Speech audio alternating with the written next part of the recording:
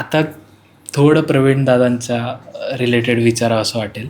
आम्ही बऱ्याच इंटरव्ह्यूजमधून किंवा आता टीजर लॉन्चच्या वेळी पण जेवढ्या मुलाखती झाल्या त्याच्यातून असं ऐकलं की प्रवीण दादा आधी नास्तिक होते आणि आता ते पूर्ण स्वामींचं असेल किंवा इतर परमेश्वराचं ते नामस्मरण म्हणा किंवा ओव्हरऑल ते आता आस्तिक झालेले आहेत.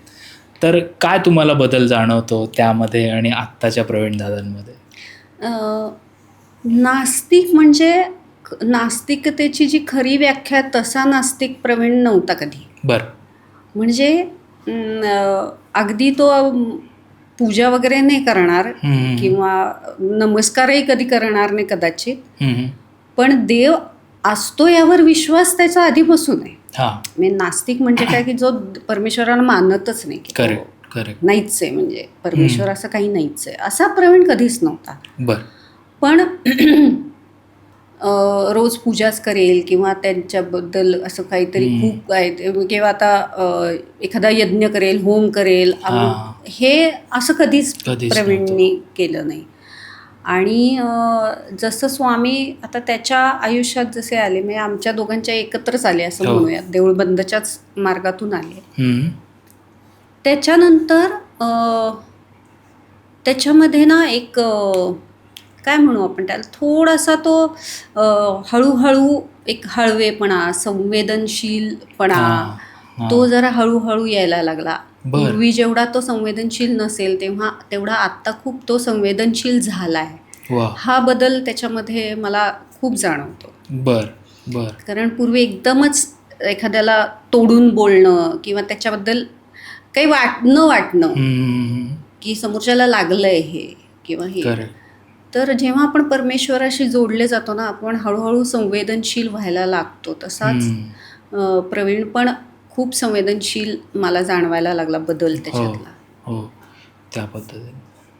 आता जसं तुम्ही दोघांनी सुद्धा सांगितलं की प्रवीण दादांचा सिनेमा असेल तो 2 वर्षातून ते एक सिनेमा करतात. देऊळबंद जो होता त्याची पण एक स्टोरी जी आहे ती सगळ्यांना माहिती आहे की जसं ते तिथे गुरुमाऊलींच्या इथे गेले आणि ते सगळ्या गोष्टी घडल्या. त्यानंतर रिसर्च करताना तुम्ही पण त्यांच्यासोबतच असाल, त्यावेळी कशी ती प्रोसेस होती, कसे तुम्ही स्वामी उभे केले किंवा मग मोहन जोशी सर जे आहेत तर त्यांचं कास्टिंग कसं झालं किंवा ओव्हरऑल एक जनरल पहिल्या भागाची प्रोसेस कशी होती? कारण की ते एक आपण म्हणत की रोपटं लावलं आणि आता ते वाढत चाललेलं. सो त्या पद्धतीने त्यावेळी मी ब्रेक घेतलेला होता. मी त्यावेळी आय गेस मी ट्रान्सलेशन्सची कामं करत होते, नोकरी करत होते, असा सगळा तो झोन होता. त्यामुळे मी छोटा रोल केला होता तरी पण त्याच्यातून, कारण ते एक असतं कलाकाराचं हे असतंच शेवटी रोल करावा असं वाटतो. तर मी या प्रोसेसमध्ये तशी त्यावेळी कमी होते. काही डायलॉग्स मात्र माझे आहेत त्या सिनेमातले, मी लिहिलेले आहेत, कारण त्यावेळी अध्यात्माशी जोडली गेलेलीच होते मी. त्यामुळे एक जो डायलॉग आहे, संवाद आहे, स्वामींच्याच तोंडी आहे. स्वामी शास्त्रज्ञाला म्हणतात की तुझं विज्ञान हे जग कसं निर्माण झालं हे सांगत असेल तर माझं अध्यात्म हे जग का निर्माण झालं हे सांगतं. तर हा संवाद मी लिहिलेला आहे. त्यानंतर हे जो करतो म्हणजे काय, राघव शास्त्री येतो तर तो काय प्रोजेक्ट कशासाठी येत असेल तर याचा अभ्यास मी केला होता. मग त्यावेळेस जे 26/11 झालं होतं प्रकरण त्याच वेळेस, मग ते कसे समुद्र मार्गाने आले होते याचा थोडासा मी रिसर्च केला. मग त्याच्यावरून मग असं झालं की मग समुद्रमार्ग सुरक्षित करण्याचं काम तो करत असेल असं एक विचार आला. मग म्हणजे काय, समुद्रमार्ग कसे सुरक्षित करायचे, मग तो ज्या होडीने येत असेल त्या होडीमध्ये जर काही स्फोटकं असतील किंवा मेटल हे असेल तर सॅटेलाईट थ्रू ते म्हणजे काय ते डिटेक्ट करेल असं काही, आणि मग ती यंत्रणा समुद्रकिनाऱ्यावर बसवायची. हे सगळं मग मी केलं रिसर्च. सो सगळ्यात मेन जो थॉट होता तो तुम्ही हे केला, कारण की तिथूनच सगळी स्टोरी हळूहळू डेव्हलप होते असं आपण काहीतरी. कारण की तो कोडच जर नसता त्या पहिल्याचा तर नाही, ते कोड वगैरे ते सगळं प्रवीणचं आहे, पण हा जो म्हणजे तो शास्त्रज्ञ आहे, तर मग तो कशाचा शास्त्रज्ञ आहे किंवा तो नेमकं काय काम करायला इथे आलेला आहे, तर हे सगळं मग मी केलं. तुम्ही हे केलं. बरं. आत्ताच टीझर लॉन्च झाला. टीझर लॉन्चच्या वेळी तुम्ही पहिल्यांदा अक्कलकोटमध्ये गेलात, तर तो अनुभव कसा होता? कारण की वटवृक्ष मंदिरात टीझर लॉन्च होणं आणि अर्थात तिथे इंगळे गुरुजी वगैरे पण होते, सो हे सगळ्यांच्या समवेत हा असा सोहळा घडणं, तर तो ओव्हरऑल एक्सपिरियन्स कसा होता तुमच्यासाठी? आता देऊळबंदशी आम्ही जोडले गेलो आहोत, त्यामुळे अनेकांना असं वाटतं की मग यांचं अक्कलकोटला जाणं असेल किंवा हे, तर मला आधी पण बऱ्याच जणांना आश्चर्य वाटायचं, तू अजून गेलेली नाही अक्कलकोटला? मी म्हटलं बघ ना, स्वामींनी बोलवलेलंच नाही आहे मला अजून, इतकी वर्ष झाले, आता कधी बोलवतील कुणास ठाऊक, असंच म्हणायचे मी. आणि जेव्हा टीझर लॉन्च तिकडे होणार आहे असं कळलं, तर तेव्हा मी आमच्या घरात जो फोटो आहे मी एकदम त्यांच्याकडे बघितलं. मला असं वाटलं ते माझ्याकडे बघून हसतायत की किती योग्य वेळी बोलवलं तिने तुला, योग्य वेळी यावी लागते स्नेहल, असं काहीसं एक स्माईल त्यांच्या चेहऱ्यावरती होते. तर मी म्हटलं काय ओके, केवढ्या म्हणजे इतकी वर्ष मी वाट पाहिली आणि किती महत्त्वाच्या क्षणी मला तुम्ही बोलवलं. ठीक आहे, मला असं एकदम मग तेव्हापासूनच मला खरं तर ते हे जेव्हा जाणवलं तेव्हाच मला खूप भरून यायला लागलं होतं. आणि तिकडे प्रत्यक्षात गेल्यानंतर तर मग तिथल्या वातावरणाने तर आपण आणखीनच भारावून जायला होतंच. बरोबर. म्हणजे त्यांचं ते काय म्हणू आपण अस्तित्व तसं प्रकर्षाने जाणवायला लागतं ना त्या मंदिरामध्ये, की ते आहेत आजूबाजूला, त्यांची ती शक्ती, ते स्पंदन असतील काही ते जाणवायला लागतात. गर्दी, गुरुवार होता त्या दिवशी, त्यामुळे गर्दी खूप होती भक्तांची. तर त्यांचा एकूण एक भक्तांचं पण हे असतं ना, प्रेम पण असं जाणवतं ना त्या मंदिरामध्ये. त्यात असं की स्वामी बघतात माझा टीझर, माझं काम इतक्या वर्षांचं माझं हे झालेलं, तर मला हे सगळं विचार करून बरं तो टीझर झाला आणि लोकांनी तिथे जे उपस्थित भक्तगण होते सगळ्यांनी टाळ्या वाजवल्या, वन्स मोर सांगितलं, परत लावला. तर मग हे एकावर एक असे जे इतकं हे होत होतं ना, तर त्यांनी मला भरूनच आलं. म्हणजे मला असं झालं की ही केवढी कृपा करतात माझ्यावर, मी काय करू या कृपेचं? म्हणजे असं कुणाला मिळतं एवढी कृपा का? आणि बरं मी एवढं पण काही करत नाही, मी फक्त प्रेम करते त्यांच्यावर. मी अजून गुरुचरित्र वाचलेलं सुद्धा नाही आहे. मी केवढे मोठे तुमच्याच कार्यक्रमात किती मोठे मोठे भक्त येऊन गेलेले आहेत, त्यांनी काय काय केलेलं आहे त्यांच्यासाठी, मी तर काहीच नाही केलेलं त्या मनाने. मग माझ्यावर एवढी जी कृपा होतीये, या कृपेचं मी काय करू? मी कशी त्यांच्या प्रती कृतज्ञता व्यक्त करू किंवा मी असं काय करू, काय म्हणू, काय बोलू की ही कृपा जे मला जाणवतंय आतमध्ये, ती कृतज्ञता त्यांच्यापर्यंत पोहोचेल असं मी काय करू? हा विचार करून करून सारखे माझे डोळे भरून येत होते. हो, त्यामुळे इंटरव्ह्यूजमध्ये बघत होता, आता पण तुम्ही थोडं भावुक झालेला आहात.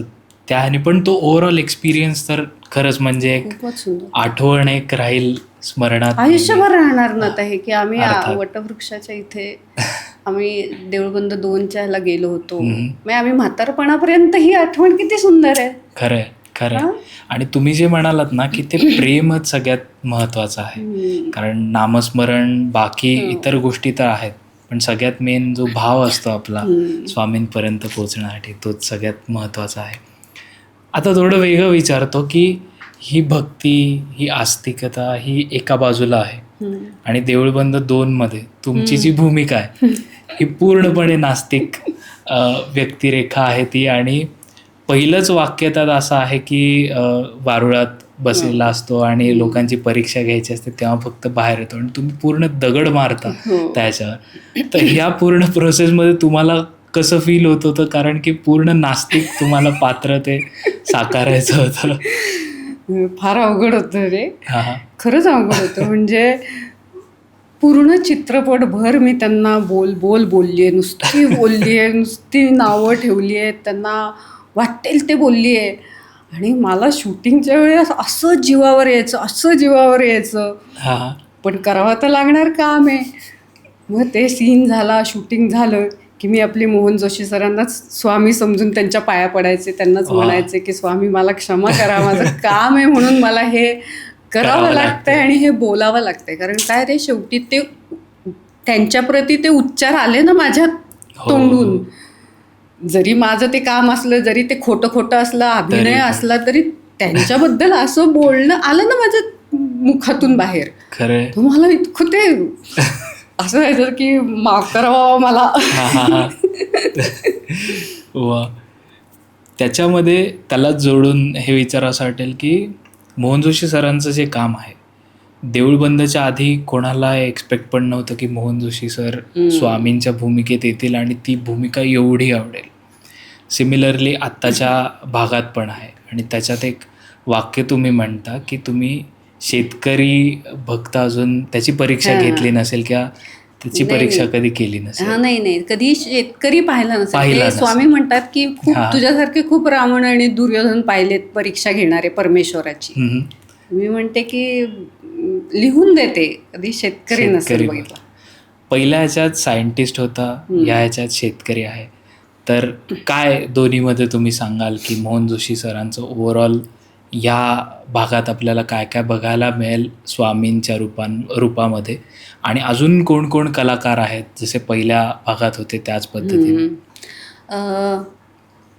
मोहन जोशी ना, मला आत्ता ह्या भागात ना उलट आपण जे स्वामींचं चित्र सगळीकडे पाहतो ना, तर गेल्या भागापेक्षा या भागात वयाच्या मानाने उलट मला ते जास्त जवळ वाटतं. त्यांचा चेहरा मोहन जोशी सरांचा 10 वर्षापूर्वी थोडासा धरून वाटायचा चेहरा स्वामींच्या ह्याच्या, पण आता तर अगदीच म्हणजे स्वामींचा चेहरा आणि त्यांचा चेहरा वयामुळे खूप साम्य मला जाणवतं. दाढी दिसते, मिशी आहे त्या. आणि मला मोहन जोशी सरांचं फार म्हणजे कौतुक वाटतं की एवढे ते त्यांचं वय झालंय, त्यांना उभं राहायला त्रास होतो, त्यांना चालायला त्रास होतो, त्यांना मध्यंतरी पॅरालिसिसचा अटॅक येऊन गेला, त्यामुळे बोलताना थोडासा त्यांना एक त्रास होतो. पण एवढं असूनही शूटिंग म्हणजे कॅमेरा ऑन झाल्यानंतर त्या मनुष्याची एनर्जी आणि उत्साह अक्षरशः वाखाणण्याजोगाच मला वाटला. म्हणजे कौतुकास्पदच होतं ते. म्हणजे कॅमेरा सुरू व्हायच्या आधीचे मोहन जोशी सर आणि कॅमेरा सुरू झाल्यानंतरचे मोहन जोशी सर ह्याच्यात एक अगदी जमीन अस्मानाचाच फरक वाटायचा. तर माझं असं झालं की अरे किती कौतुकाची गोष्ट आहे ना. मला असं झालं की आपली पण अशी एनर्जी राहिली पाहिजे काम करण्याची या वयाला पोहोचेपर्यंत. मला खूप आवडलं त्यांचं ते. आणि काम अर्थातच ते उत्तमच नव्हते, म्हणजे त्यात काही वादच नाही, म्हणजे शंकाही नाही, वाद नाही. त्यामुळे या चित्रपटात पण त्यांनी जो काय चोपलाय त्यांचा रोल, अरे बापरे. आणि असे गोड दिसलेत ना, असे गोड आजोबा असतात ना ज्यांच्याकडे बघून आपल्याला प्रसन्न वाटतं, जसे ते आजोबा होते बागेतले, तसे असे गोड आजोबा प्रसन्न, म्हणजे आयुष्य अनुभवातून, सगळ्या अनुभवातून आता पार पडलेले आहेत आणि तरी पण आता एक समाधानी चेहऱ्यावर असे गोड आजोबा, असे इतके गोड दिसतात ना ते. मला फार कौतुक वाटतं त्यांचं. वा.